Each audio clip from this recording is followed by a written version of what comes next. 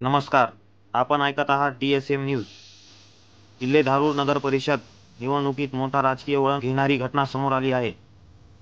AIMIM पक्षाने नगराध्यक्ष पदाची निवडणूक लढवण्याची घोषणा केली असून या निर्णयामुळे स्थानिक राजकारणात खळबळ उडाली आहे.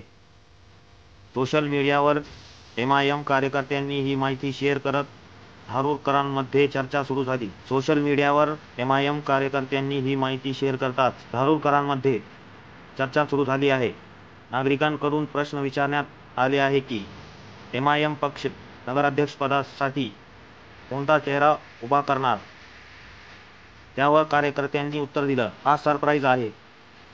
पुढे तर त्यांनी धमाका आहे असा खुलासा करत वातावरण अजून रंगवले. आता प्रश्न असा की MIM खरंच कोणत्या उमेदवारावर विश्वास दाखवणार आणि हा धमाका नेमका कशाचा असेल याची उत्सुकता जनतेमध्ये दिवसेंदिवस वाढत आहे.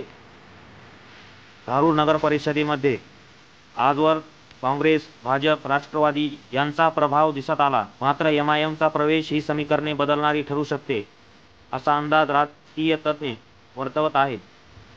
विशेष म्हणजे तरुण मतदार MIM कडे वळतील का, हा सुद्धा चर्चेचा मुद्दा ठरत आहे.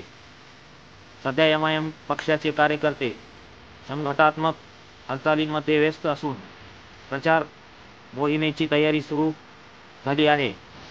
पुढील काही दिवसात पक्ष आपला अधिकृत नगराध्यक्ष पदाचा चेहरा जाहीर करेल का, याकडे सर्व धारूरकरांचे लक्ष लागले आहे. धारूर समाचार मंचासाठी मी आपला प्रतिनिधी असलम शेख. धन्यवाद.